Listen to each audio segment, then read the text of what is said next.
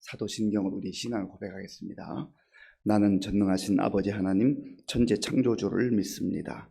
나는 그의 유일하신 아들 우리 주 예수 그리스도를 믿습니다. 그는 성령으로 잉태되어 동정녀 마리아에게서 나시고 본디오 빌라도에게 고난을 받아 십자가에 못 박혀 죽으시고 장사된 지 사흘 만에 죽은 자 가운데서 다시 살아나셨으며 하늘에 오르시어 전능하신 아버지 하나님 우편에 앉아 계시다가 거기로부터 살아있는 자와 죽은 자를 심판하러 오십니다.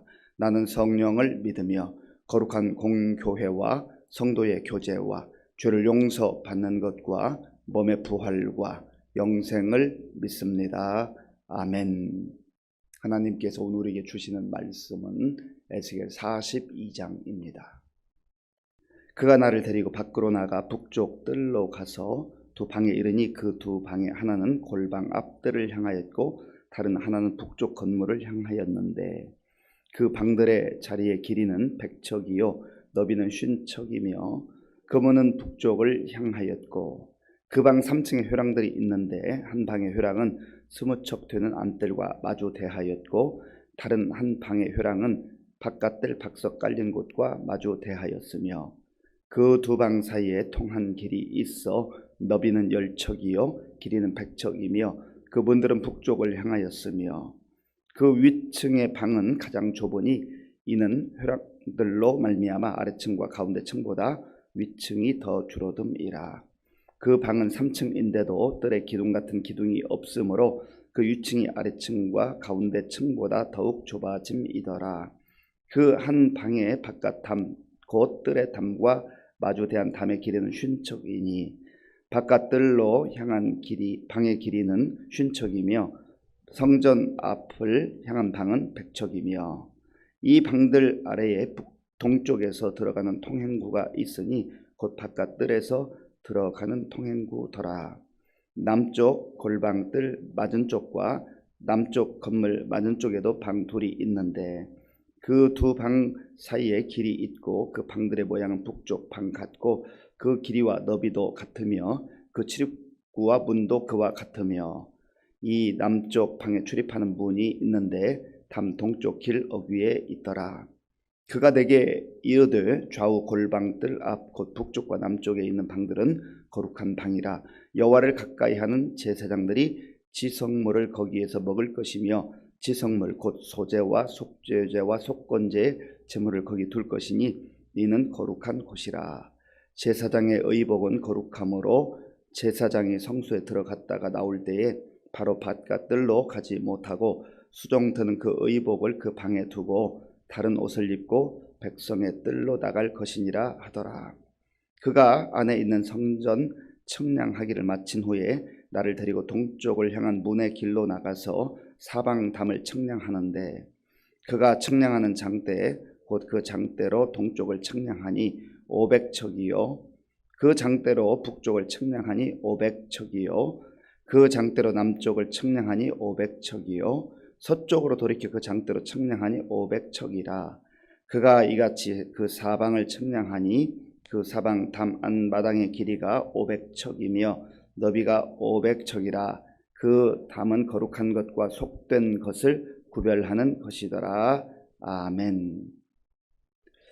어제 묵상했던 41장에서는 여호와의 영이 에스겔을 데리고 성소를 보여주었습니다.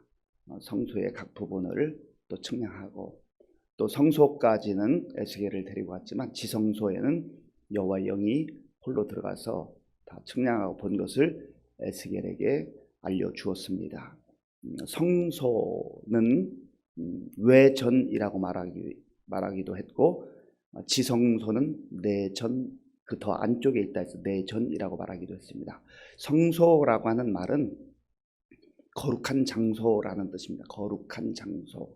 지성소라는 말은 지극히 거룩한 장소. 그러니까 거룩한 장소 중에서도 더 지극한 장소, 더 거룩한 곳이라는 뜻입니다. 그러면 이 성소와 지성소가 왜 거룩한 곳이 되는 것입니까? 그 건물을 특수한 재질들로 제목으로 만들었기 때문에 성소가 되는 것인가요? 거룩한 성소가 되는 것인가요? 그렇지 않습니다. 아마 세상에는 더 멋있어 보이는 화려한 건물이 있을 수 있습니다. 그러나 성소가 성소가 되고 지성소가 지성소가 되는 가장 큰 이유는 바로 그곳에 하나님께서 임재하시기 때문에 그렇습니다. 하나님께서 임재하시기 때문에 성소라 일컫고 지성소라 일컫는 것입니다. 왜냐하면 하나님이 거룩하신 하나님이시거든요.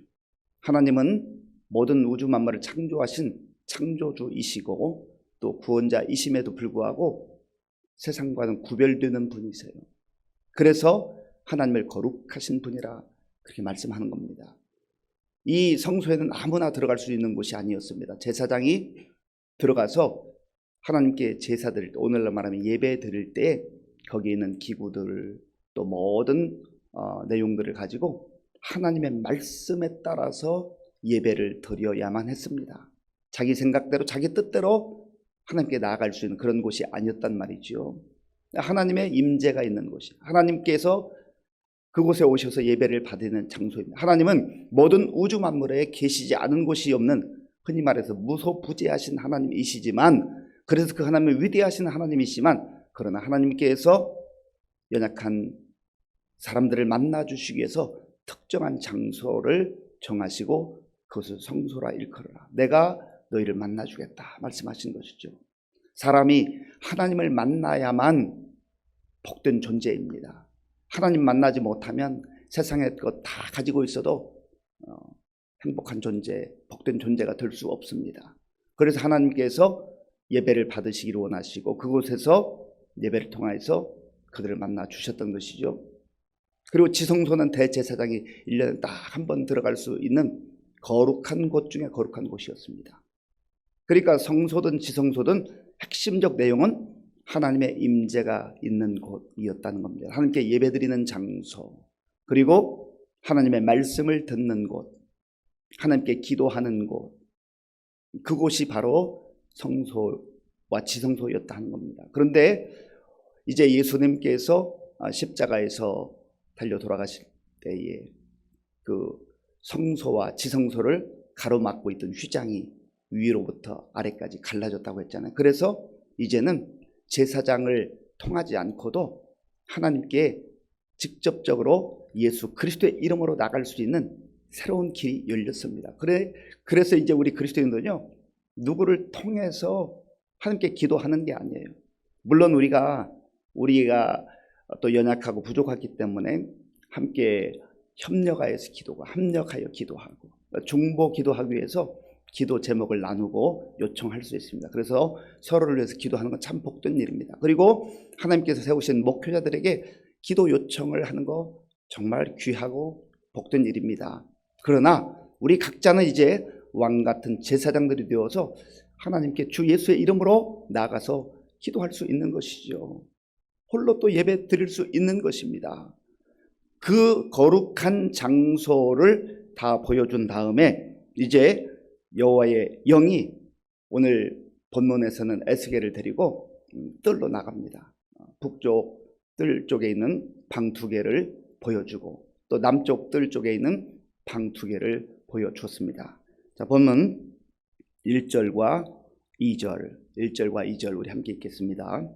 그가 나를 데리고 밖으로 나가 북쪽 뜰로 가서 2방에 이르니 그 2방의 하나는 골방 앞뜰을 향하였고 다른 하나는 북쪽 건물을 향하였는데 그 방들의 자리의 길이는 100척이요 너비는 50척이며 그분은 북쪽을 향하였고 아멘. 그래서 북쪽 뜰에 있는 방 2개를 보여주었습니다. 그리고 다시 북쪽 쪽에 있는 그 방 2개를 다 보여준 다음에 다시 남쪽에 있는 방 2개를 보여주는데요. 그 내용은 10절과 11절에 있습니다. 10절과 11절 제가 읽겠습니다. 남쪽 골방 뜰 맞은쪽과 남쪽 건물 맞은쪽에도 방 2이 있는데 그 2방 사이에 길이 있고 그 방들의 모양 북쪽 방 같고 그 길이와 너비도 같으며 그 출입구와 문도 그와 같으며 아멘. 그런데 이 북쪽에 있는 2방 또 남쪽에 있는 이 2방은 어떤 방인가? 이 방은 하나님 하나님께서 에스겔에게 거룩한 방이다, 그렇게 일러주셨습니다. 거룩한 방이다. 그 내용이 13절에 있는데요, 우리 13절을 함께 읽어보겠습니다. 그가 내게 이르되 좌우 골방뜰 앞 곧 북쪽과 남쪽에 있는 방들은 거룩한 방이라. 여호와를 가까이 하는 제사장들이 지성물을 거기에서 먹을 것이며 지성물 곧 소제와 속죄제와 속건제의 제물을 거기 둘 것이니 이는 거룩한 곳이라. 아멘. 거룩한 방이라 했습니다. 지금 하나님께 예배드렸던 그 성소 또 지성소, 이곳만 거룩한 장소가 아니라는 거예요. 북쪽들 또 남쪽들 그쪽에 있었던 방 2개씩 있는 이 방들도 거룩한 방이라 했습니다. 이곳은 왜 거룩한 방이 되었습니까? 제사장들이 머무는 그러한 공간이었기 때문에 그렇습니다. 그러니까 예배를 드리는 이 예배당, 오늘날 말하면 예배당을 우리가 요즘에도 성전이라고 합니다만, 이 성전의 개념은 성경에 나오는 그런 예루살렘 성전, 또 뭐 헤롯 대성전, 그리고 여기서 말하는 성전, 이런 개념과 조금 다릅니다. 우리가 오늘날에는 예배를 드리는 장소, 예배를 드리는 집이라 해서 예배당이라 하죠. 그래서 이제 구약의 연장선상 속에서 성전이라고 말하기도 합니다만, 중요한 것은 구별된 장소라는, 구별된 장소. 그러면 우리 교회로 말하면, 자, 여기 예배당 본당이 있고 또 아래는 교육관도 있고 또 옆에는 선교관도 있고 작은 방들이 있잖아요. 마치 그런 방들이 있는 것처럼 이 성전 그 곳곳에 방들이 있었는데, 그 방들 가운데 특별히 지금 오늘 본문에서 보여주는 이 방들에는 제사장들이 기거하고 있었다는 겁니다. 성전에 들어가서, 성소에 들어가서, 그리고 지성소에 들어가서 하나님께 예배를 드리는 그 일도 귀하지만, 그러나 그들이 머무르는 그곳도 구별된 방이어야 한다는 것이죠. 그리고 또 구체적으로 이 거룩한 방에서 제사장들이 거룩한 음식을 먹어야 된다. 제물로 바쳐진 그 제물 중에 제사장에게 주어지는 몫이 있었습니다. 구약 제사제도에 의하면 이스라엘 백성들이 하나님께 드리는 5가지의 기본 제사가 있습니다. 번제, 소제, 화목제, 속죄제, 속건제. 이러한 제사의 종류, 예배의 종류는 하나님께 전적으로 헌신한다는 의미에서 드리는 그러한 예배, 감사함으로 드리는 예배, 그리고 내가 죄를 지었을 때에 그 죄를 회개함으로 나아가서 드리는 예배, 뭐 그러한 제사들로 구분이 되어 있는데, 그 중에서 제물을 가지고 와서 하나님께 드리고 제사장들에게 별도로 따로 구분해서 주는 몫이 있습니다. 그 제사가 소제, 속죄제, 속건제입니다. 그래서 오늘 13절에서 지성물 가운데 소제와 속건제, 속죄제의 제물을 거기 두고 이 거룩한 장소에서 먹으라, 그렇게 말씀하는 거죠. 그러니까 예배를 드리는 그 성소, 지성소만이 아니라 지금 제사장들이 거처했던, 또 거기에서 여러 가지 예배를 준비했던 그 방도 거룩한 방이요, 또 하나님께 드렸던 그 모든 제물도 거룩한 그러한 제물이기 때문에 아무 데서나 함부로 먹어서는 안 된다고 하는 거예요. 그리고 14절에 보면 제사장들이 입는 옷이 있습니다. 성소에 들어갈 때 입는 옷이 있어요. 또 대제사장이 입는 옷이 별도로 있었습니다. 자, 보면 14절 말씀, 14절을 제가 읽겠습니다. 제사장의 의복은 거룩함으로 제사장이 성소에 들어갔다가 나올 때에 바로 바깥들로 가지 못하고 수종도는 그 의복을 그 방에 두고 다른 옷을 입고 백성의 뜰로 나갈 것이니라 하더라. 아멘. 제사장들이 입는 옷도 거룩하다는 거예요. 그러니까 하나님의 백성들, 하나님께 택함 받아서 하나님 앞에 나아갔던 이 제사장들이 하는 모든 행위, 그리고 관련된 그러한 주변에 있는 것, 모든 것이 다 구별된 그러한 것이다 하는 거예요. 이것은 무엇을 말하는 것입니까? 신약에서 사도 바울이 했던 그 말씀과 우리가 이것을 좀 연결해 볼 필요가 있는데요. 그런즉 너희가 먹든지 마시든지 무엇을 하든지 다 하나님의 영광을 위하여 하라. 우리가 하나님 앞에 나와서 이렇게 예배당에서 예배를 드리든 혹은 가정에서 예배를 드리든 그 예배가 얼마나 귀한 것입니까? 그거와 마찬가지로 우리 그리스도인들이 가정에서도 직장에서도 또 일터에서도 사회 어디를 가든지 그리스도인들이 나아가는 그곳에서 모든 삶이 구별된 삶이 되어야 한다는 거예요. 단순히 이것은 장소에 한정된 어느 장소에서 성소에서 지성소에서 혹은 이 제사장들이 머무는 방에서는 거룩하게 살고 밖에 나가서는 아무렇게나 살아라 하는 그런 의미가 아니라는 것이죠. 우리 그리스도인들이 사회 생활 속에서 많은 질타를 받는 그 이유 중에 한 가지가 바로 이것 아닙니까? 성경책 들고 교회 갈 때는 거룩해 보이는데 뭔가 달라 보이는데 그런데 가정에 돌아와서는 전혀 다른 모습으로, 직장에 가서는 다른 모습으로, 학교에 가서는 또 다른 모습으로, 친구들 사이, 이웃 사이에 들어가서는 전혀 예수 믿는 것과는 상관없는 모습으로 그렇게 살아간다고 한다면 그것이 세상 사람들이 볼 때도 당신들이나 나나 도대체 다른 게 무엇인가? 성경책 들고 교회 간다는 것 그 이후에 다른 것이 무엇인가? 라고 질문한다는 것이죠. 그런데 똑같은 환경 속에서 살아가는데 저들이 주일에는 예배가 있을 때는 성경책 들고 아주 단정하게 옷차림을 하고 교회 가서 예배를 드리더니 대화해보니까 살아가는 삶의 내용이 달라요. 가치가 달라요. 방식이 달라요. 이들이 뭔가 달라요. 말하는 것도 좀 달라요.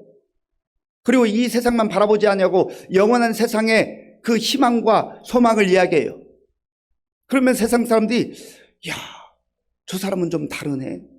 생각이 나하고는 다르네. 가치관이 나하고는 다르네. 세상을 보는 눈이 나하고는 다르네. 인생관이 나하고는 다르네. 이 세상만 바라보지 않냐고 영원한 세상을 바라보네. 다름을 느낀다는 다름을. 예배 드리는 그 행위 말고 그것도 바라보지만 그러나 대면에서 대화하고 살아가는 모습을 볼 때 다른 모습을 본다는 거죠. 다른 모습이 바로 구별된 모습, 거룩한 모습입니다. 우리가 예배당 안에서만의 다른 모습으로 살아갈 것이 아니라 먼저 하나님 앞에서 하나님을 만나서 다르게 살아야 될 그 이유와 목적을 예배를 통해서 하나님과의 만남을 통해서 말씀을 통해서 기도와 찬양을 통해서 발견한 이후에 우리의 삶의 현장에 나가서 다르게 살아야 한다고 하는 것이죠. 이것이 진정한 그리스도의 삶인 것을 이 말씀을 통해서 보여주고 있는 것입니다. 20절 말씀, 20절을 제가 읽어보겠습니다. 그가 이같이 그 사방을 청량하니 그 사방 담 안 마당의 길이가 500척이며 너비가 500척이라.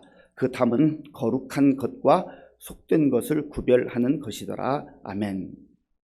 이제 북쪽에 있는 북쪽들에 있는 방 2개, 남쪽들에 있는 방 2개, 제사장들의 방을 보여준 다음에 이제 이 성전 전체를 둘러싸고 있는 그 뜰을 포함하고 있는 그 담, 동서남북 사방의 그 담을 측량하는데 500척이라고 했습니다. 500척.